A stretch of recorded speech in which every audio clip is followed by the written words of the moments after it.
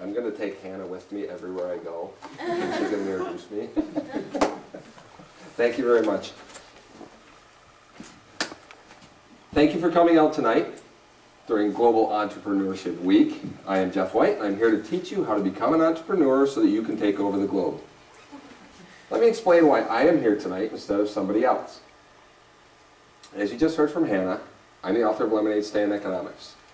Lemonade Stand Economics is a book written for high school students teaching you how to work for yourself as an entrepreneur to pay for college without needing student loans. For me personally, being an entrepreneur played a major effect on how I paid for college. I always knew I was going to college, and I also always knew it was my responsibility to pay for it. My parents did not save for college, and worse yet, we didn't talk about money in my house at all. Tonight, my goal is to help you start that conversation in your house. That's part of the reason I wrote Lemonade Stand Economics. We are here tonight to recognize entrepreneurial spirit. In the book, I talk a lot about entrepreneurial spirit.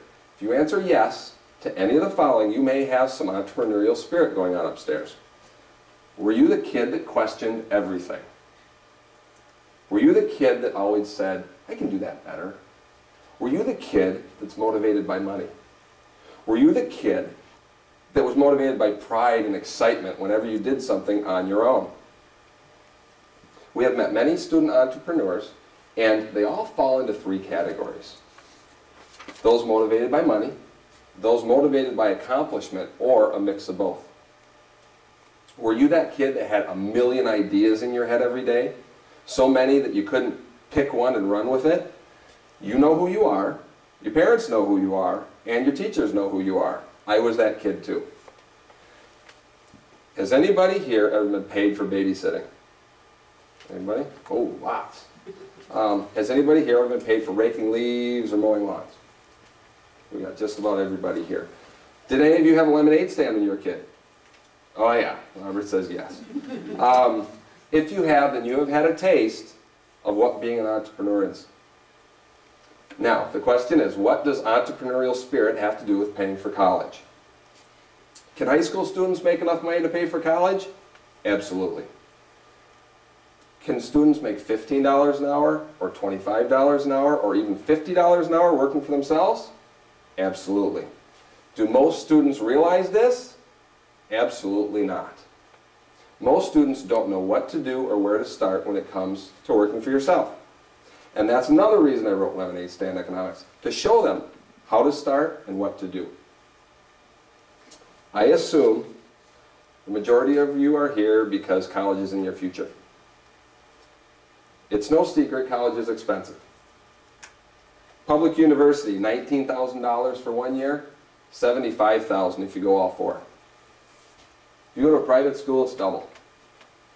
So how do students pay for college? A lot of your parents saved money. You work, so your paycheck goes towards paying for college. There are scholarships, there are grants, and student loans. Let's talk about the student loans. Did you know the price of college has doubled since 1995? Student debt has quintupled since 1999. And 66% of college freshmen report stress about how they're paying for college. Student loan now is over $1 trillion, and that is a whole lot of zeros. Student loan debt is higher than credit card debt now. The average student graduates with $26,000 in student loans and $5,000 in credit card debt. Parents are seeing their own kids apply for student loans while they're paying on their own student loans. Americans 60 and older, your grandparents, owe $36 billion in student loans. Those are 60-year-olds or older. So why is everyone taking out so many student loans? How did we get to $1 trillion? Here's the deal with signing those student loan papers. As a smart, ambitious 18-year-old, you have just started a debt cycle you don't fully comprehend. Did you know that student loans will affect your credit and your ability to buy a house or a car? Did you know that if you marry someone with student loans, their student loans become your student loans? Did you know that the average college graduate takes between 17 and 22 years to pay off their student loans? That's the average. Did you know that if it takes you 24 years to pay off your student loans, which is only 2 years past average, you will pay more in interest than you did. You'll pay more in interest than what the balance of the loan was when you graduated.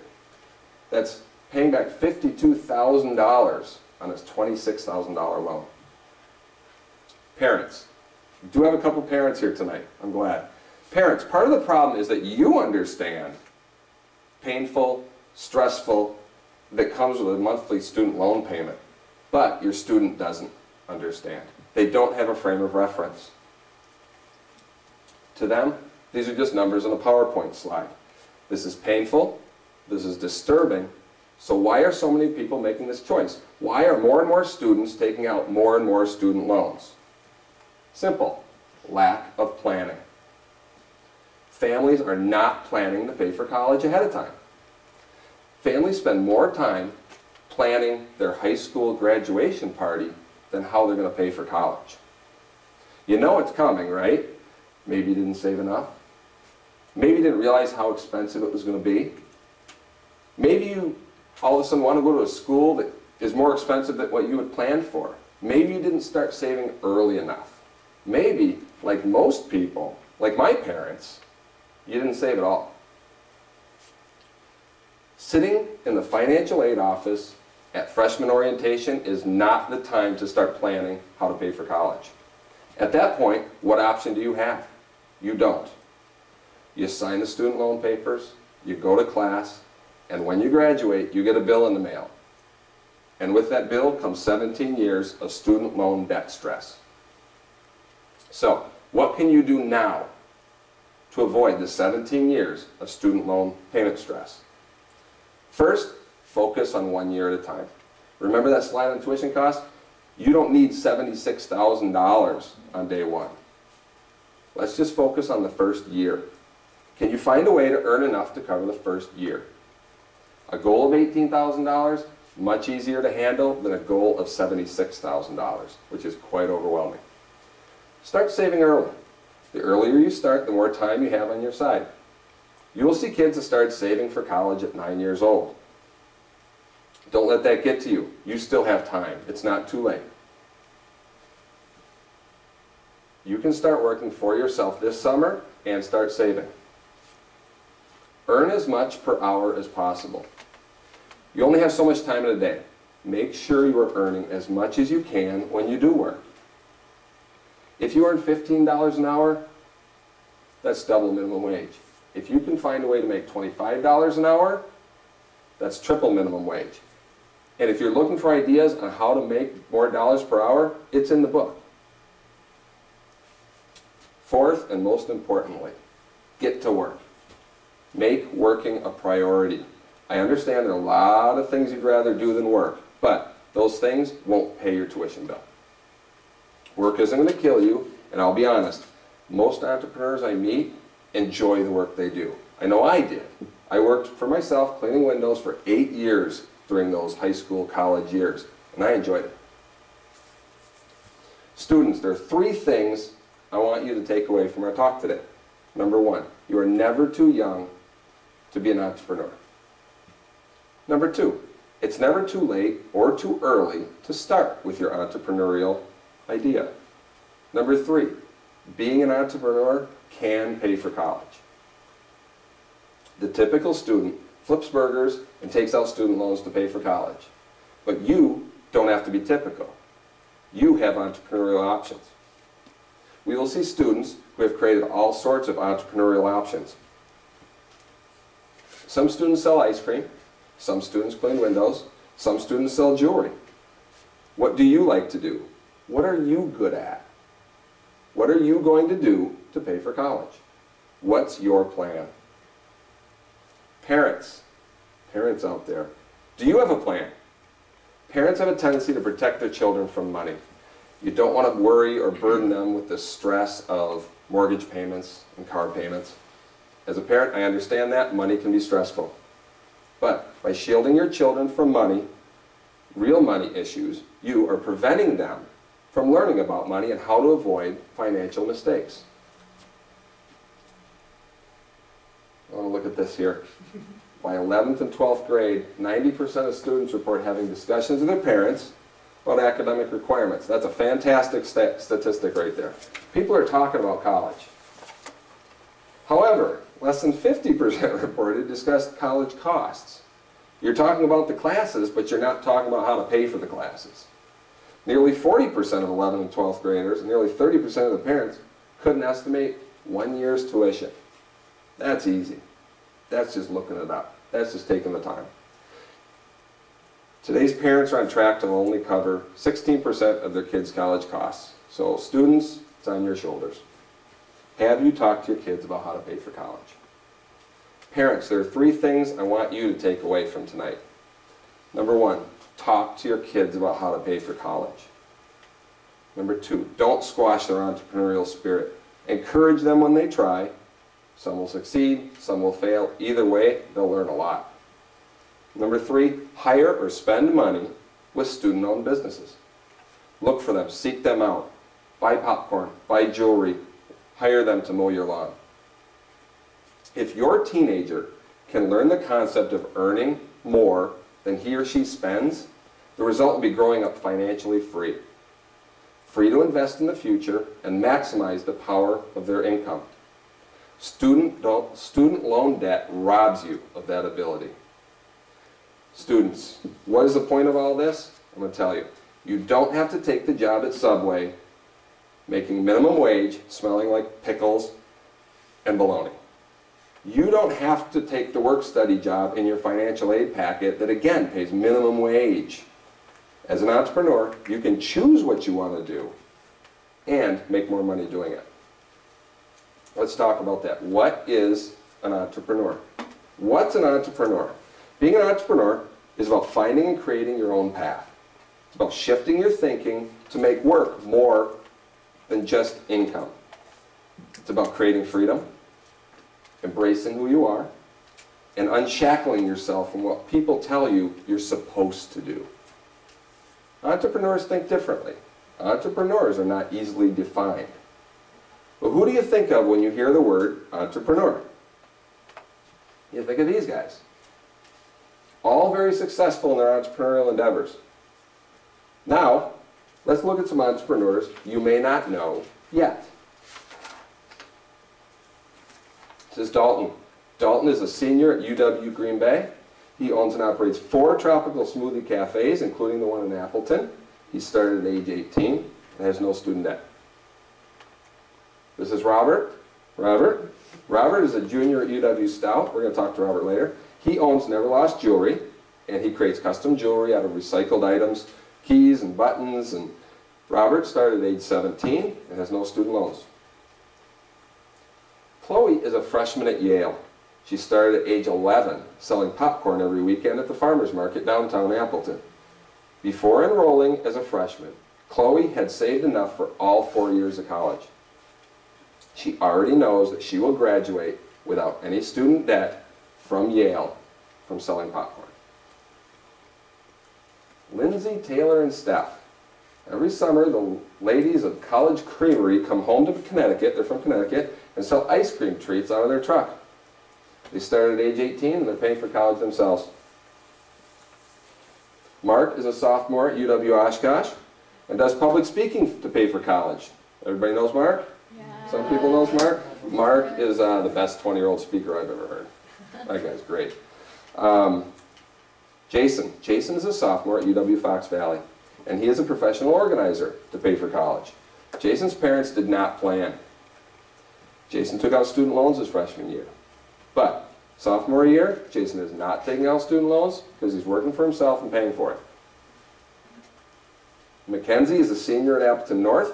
She is a photographer that sells her photography at shows. And she started at age 16 and is currently saving for college. Brianna is a 5th grader that wants to be a veterinarian when she grows up. To save for college, she makes and sells fleece blankets, craft sales, and now online. She has over $1,000 saved for college. Brianna was going to be here tonight, actually, but she had a Girl Scout meeting. So, trumps this, I guess. Our youngest entrepreneur is Sarah. Sarah is the CEO of Sarah Bug's Sweet Treats. And if you ask her, she will tell you she is the CEO. She makes and sells custom treats, and they're delicious. She takes half of her earnings and saves it for college. She takes the other half and donates it to the local hospice. Sarah started at age 8 and has more than $5,000 saved for college. Watch out for Sarah. She's got it going on.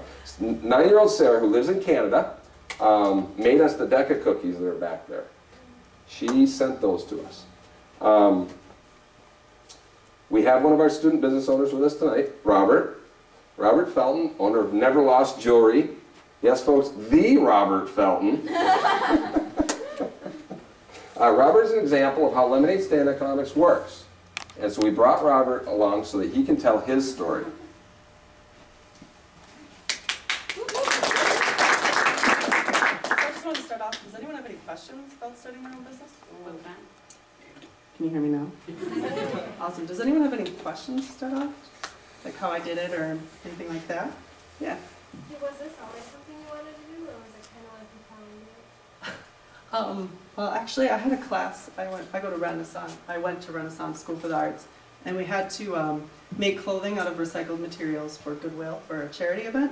And I can't sew. I broke 3 sewing machines, and I got so angry. So I was like, oh, maybe I can do something else. So I took like this whole box of like broken stuff that they had, and I made jewelry out of it. And I got 2nd place, but you know, I'm a little better now. So it just kind of sparked from that. But well, I'll just kind of give you an idea. My grandfather, he is 9 years old, and he still works. He owns his own architectural company. So, and he always told me he loves his job. He's 90 and working. Obviously, he loves it. So he always told me that passion trumps anything. No matter how greedy they are, no matter how competitive they are, no matter anything, if you're passionate about what you do, you'll be successful and you'll be the best. And I really love designing things. I like creating websites. I like marketing. I like advertising. My interests were more business, and I was like, well, I need something to sell. So I had this idea from that class that I told you about, and it kind of took off. I really love doing it. I love learning all about business. And the coolest thing, I think, that if you're going to take anything away from this is when Geof was talking that you have to, it's never too late to start or too early to start. Like I always wanted to be an entrepreneur. Like it was always in the back of my mind ever since I joined DECA. I was like, oh, I'm going to own my own business, or I'm going to own an advertising firm, or marketing something. So, but I've noticed that the best time to start is early. It's vital. I'm in college. I have to file taxes. And do any of you know anything about taxes? No. College and high school are the one time that you have this professional staff of amazing people who want to help you. Like I sat down with all my receipts and weird stuff, and my tax teacher, we went through it, filed my taxes. I got a return. I didn't even know that. I got a fine the year before, so in the positive. I also have a marketing teacher who will help me print things for free. I know you're marketing teachers, and you have English teachers that'll help you write beautiful things, and there's a lot of writing, which is a surprise, but yeah. I don't know, I just think if you're gonna start, don't wait, don't put it off, don't be like, oh, I'll do it after college, like this is my dream. Your dream can start today. It's not all about, I don't know what else to say, but the other important thing is just do something you're passionate about. If you love it, you'll be successful. Give it all you got. Smile, look cute. You read the book, he talks about this kid card, and at first I thought, like, kid card, that sounds really stupid. Sorry, Geof. But I had to design it like 8 times. But the kid card is so powerful. Like, you walk in, I would smile cute in a cute little outfit, and I'd be like, oh, do you want me to cut your lawn? Do you want me to make you a necklace? People are like, oh. And And I'm like, oh, it'll help me pay for college. And like, oh yeah, totally. Like that kid card, being adorable or being young, you know, you're not adorable like me. Sorry. It's really, you're at an advantage right now. You have a staff of HR people, and when you get to college, you'll have every profession possible to help you. You're cute, you're young, you have motivation. People want to help you. People want to give you money, but you gotta give me something in return. So, yeah, I'm Robert. I actually have a jewelry show tomorrow. So if you're interested, it is at 601 North Richmond Avenue, which is right next to Valley Glass. If any of you know where that is, it's my dad's store. So I come from a family of entrepreneurs. If you mentioned that you were here tonight, I will give you 15% off, which is better than the coupon. So, and my stuff's very reasonable and it's very beautiful. Is it tomorrow or Saturday? It's Saturday, I'm sorry. I'm I'll be in school tomorrow anyway. So. Go tomorrow, you get 100% off. Yeah, you won't get much though. Awesome. Well, thank you very much. If you have any questions, you can talk to me after, or if you want to ask me right now. Any other questions? No? I have a question. Like, what do you sell? Like bracelets, necklace, earrings? I sell mostly bracelets and necklaces. I do earrings, but it's very hard to find two of the exact same object for earrings. Some people like wearing mismatching, but not my thing, I guess. So yeah, mostly bracelets and necklaces. I have a lot of different styles, and it's all from keys, buttons, random weird stuff. But what I'm really excited about is I just wrote a capital investment plan, which from help from my professors, and I have the resources and enough aspects to almost mass produce one of my items because I have enough buttons. And what will happen is I can almost sell it and approach and do outright sales to someone like Urban Outfitters or something along those lines. So I'm kind of like planning it all out, and it's really exciting because it's like, this actually might happen. So, you know what I mean? Like, I never thought it would get this far, but it might be a big deal in a few years. You might be able to buy it somewhere cool. So, you never know. Like, something as weird as making button bracelets might earn you quite a bit of money. So, yeah. Awesome. Any other questions? Any parents? Any questions? Be nice to your kids. My parents thought it was weird and stupid at first, but now they're not thinking so.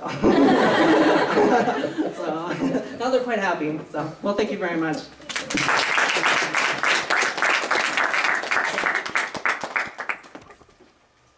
What you may not know, in addition to being the owner of Never Lost Jewelry, Robert is the illustrator for Lemonade Stand Economics. And so all the wonderful images you see on our Facebook page, on our website, in the book, this PowerPoint, that's all Robert's genius. That's, we pass all the imagery to him because that's what he's doing.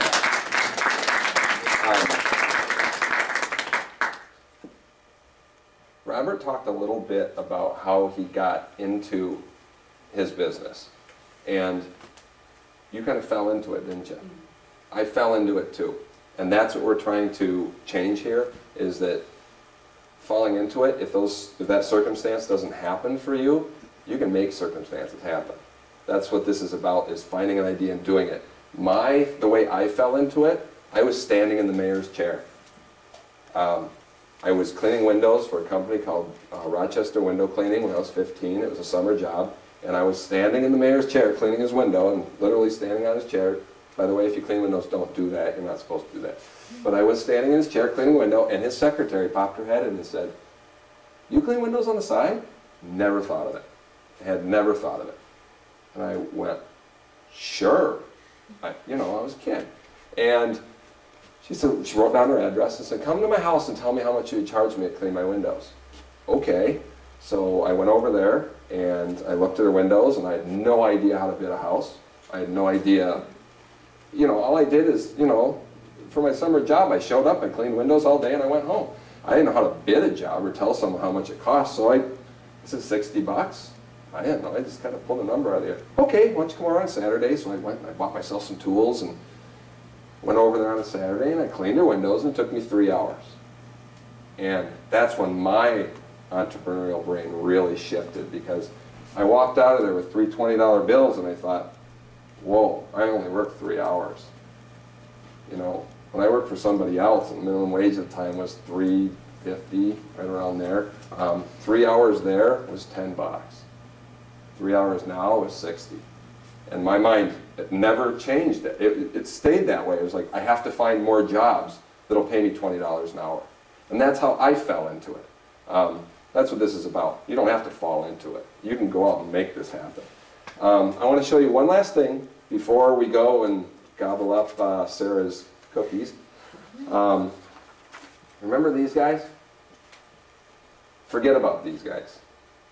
These are yesterday's entrepreneurs.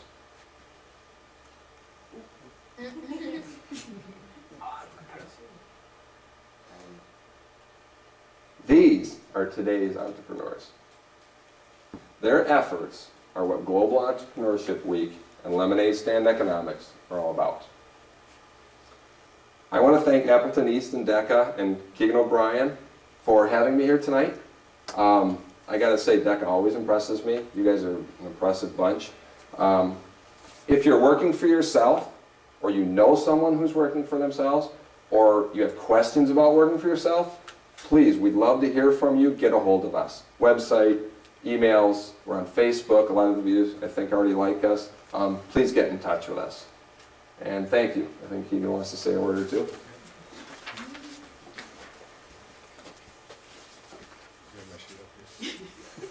Sorry, took it away from you.